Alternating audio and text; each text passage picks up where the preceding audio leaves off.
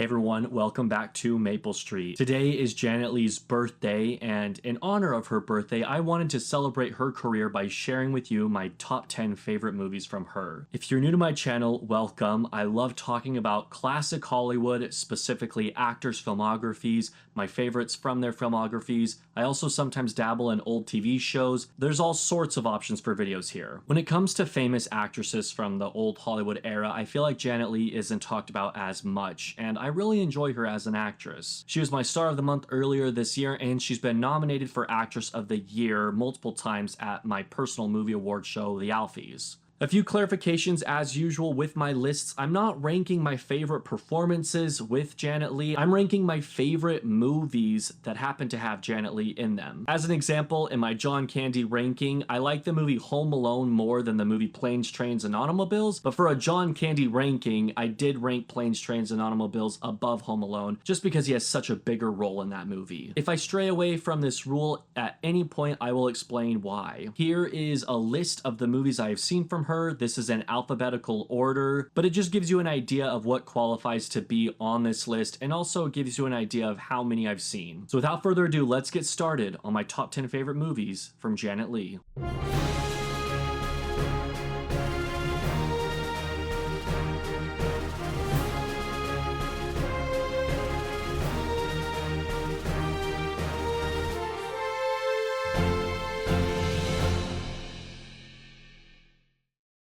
Starting off the list is Bye Birdie, and right away I'm going to break my own rule. Technically, I like Halloween H2O more than this movie. However, she plays a very small role in that movie, and so I'm leaving that at number 11 and placing Bye Birdie at number 10. This is a really fun role for Janet Leigh because you see her kind of come out of her regular role. She sings and dances in this movie, and she's good at both as well. She is very unrecognizable wearing a black wig, which threw me off the first time I saw her, but she does a really good job playing alongside Dick Van Dyke. They have a very fun musical number, Put on a Happy Face, which is one of my favorite musical numbers from the movie. Ann-Margret is an absolute dream. I just love the musical aspect of it. I just think the movie drags on way too long. They could have easily shortened this, and it would have probably ranked higher on this list. Coming in at number 9, I have her first film appearance ever, and that is The Romance of Rosy Ridge. It was fun not only seeing her in such a young role, but also seeing her at the very beginning of her career and knowing what was going to come afterwards. Plus, her dad is played by Thomas Mitchell, who's also a personal favorite of mine, and so it's always fun when he pops up in a movie for me. The movie takes place at the end of Civil War, and there are still a lot of differences between both sides of the war. There's a scene that really stood out to me where these two soldiers, they meet each other and they become friends, unbeknownst to each other that they served on opposing sides during the war. Well, on their way home, there is a point where there is a fork in the road and they choose to race each other. When they get to the fork in the road, they both go a different direction, and that's what reveals that they were on opposing sides during the war. I really liked that way of revealing it to each other rather than them just speaking it. It's a solid movie that's not doing anyone harm. Number 8 goes to Holiday Affair. It has its flaws, but I mostly love watching it because it takes place around Christmas. It's fun seeing the snow and the Christmas gifts, the Christmas tree. It's also really refreshing seeing Robert Mitchum in a role where he's not the villain. This is one that I hope to revisit this year actually, because it's been a few years since I've seen it, but I remember enjoying it simply for the Christmas spirit. The Naked Spur is a movie that stars James Stewart and Janet Leigh working alongside each other, two actors that I'm a big fan of, and so I was very excited to check this one out. Kind of like Holiday Affair, this one is due for a rewatch, but what I really remember standing out is this was one of the earliest roles I saw from Janet Leigh. This was still when I hadn't seen a lot of movies from her except for Psycho. Naked Spur came out 7 years before Psycho, and it's cool to see that even early on in her career, she was giving great performances. Number 6 goes to Scaramouche. This was a movie that was on my radar for Janet Leigh, but as I watched and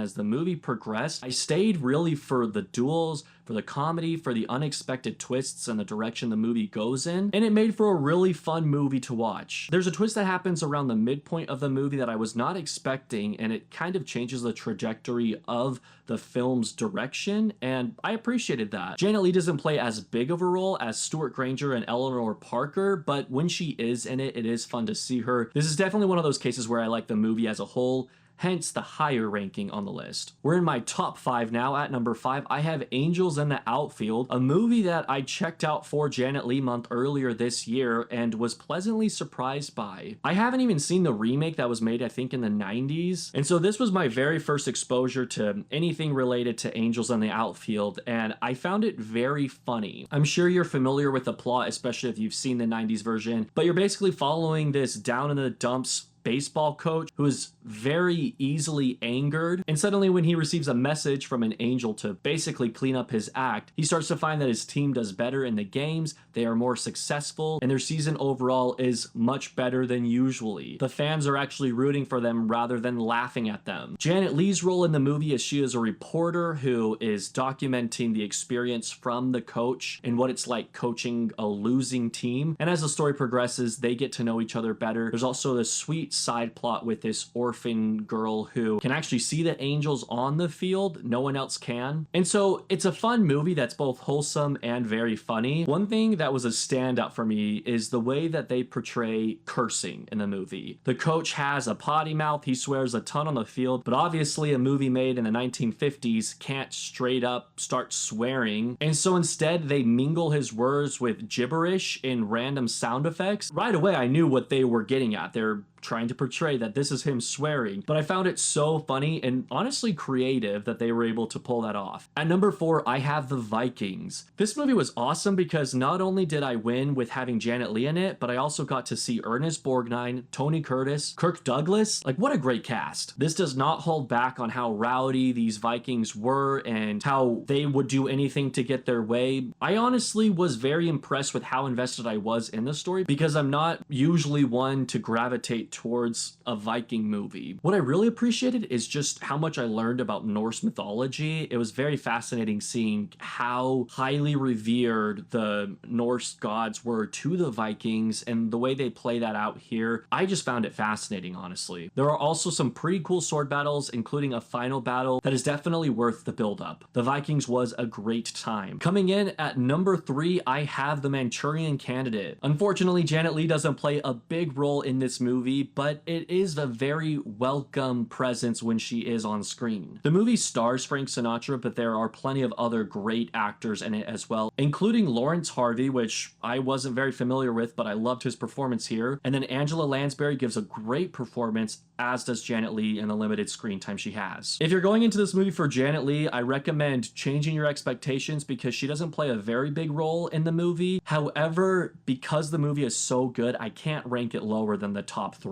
But I am happy to say that in my top 2, Janet Leigh plays a very big role in both movies. And seeing as how I have a Touch of Evil poster in the background with 2 copies of the movie, I'm wearing a Psycho shirt. I have the Psycho VHS, a Norman Funko Pop, and an Alfred Hitchcock Funko Pop. I think you can guess what my top 2 are. Coming in at number 2, I have Touch of Evil. You know how you have those movies that every time you watch them, they get better and better? That's how I feel with Touch of Evil. My first experience, I saw it in high school, and I wasn't a fan of it. I mostly blame the age that I saw it at, but then when I rewatched it a few years ago, I fell in love with it within the first 10 minutes. There's this really long opening one-take shot that is just eye candy. It's so cool to watch. That rewatch swayed my opinion on it, and then I rewatched it again about a year later probably, and it was cemented as an all-timer. This is a bleak and scary noir film, and honestly my favorite noir film out there. Orson Welles plays this corrupt cop. He's going against Charlton Heston, who's married to Janet Leigh. He is also a cop, and the movie deals with corruptness and gives you a look inside what it means to have power, but also use that power in the wrong way. There are very suspenseful and scary scenes in Touch of Evil, but not the type of haunting scary. Scary as in you're at the edge of your seat, your heart is racing. It's very suspenseful. If you haven't already seen Touch of Evil and you're watching a Janet Leigh ranking video, I'll be a little surprised, but definitely prioritize it on your watch list because it really is a masterpiece and it's just as good as everyone says it is. And my favorite movie from Janet Leigh, you knew before you even clicked on the video, it's Psycho. I know it's her most iconic role, but there's a reason it's her most iconic role. It's her best movie, her best performance, the one she's known for. There's a reason this movie has gone down in history as one of the greatest horror movies of all time, one of the greatest Hitchcock movies, just one of the greatest movies in general. Psycho is such a thrilling ride and I love rewatching it. I am going to spoil it though, Psycho, so if you haven't seen it, then click off this video and go check it out. But the fact that Psycho is able to market Janet Leigh as this leading actress and then kill her off not even in an hour into the movie, it's very impressive, and it makes you feel for her even more, especially because you know she was going to go back to Phoenix and return the money. Not enough people talk about how sad it is. I think it's overshadowed by how suspenseful it is and how great of a performance Anthony Perkins gives. The shower scene is obviously iconic. I highly recommend you read her autobiography because she does go into detail on what it was like filming that, and it was just a treat as a Psycho fan to read about the process of filming and what role she played and what role the filmmakers played in making it happen. Very, very cool. It's in my top 10 favorite movies of all time, and it's my favorite Alfred Hitchcock movie. It obviously had to be my favorite Janet Leigh movie as well. Well, now you've learned what movies I've seen from her, as well as my 10 favorite movies I've seen from her, and you know the drill. Comment below what your favorite movies are from Janet Leigh, as well as if there are any movies I have not seen that you would like to recommend to me. Thank you all so much for visiting Maple Street and for paying tribute to Janet Leigh with me on her birthday. If you're not watching this on her birthday, well, thanks for still watching it and paying tribute to her. Hope you guys all have a great day. I'll see you next time.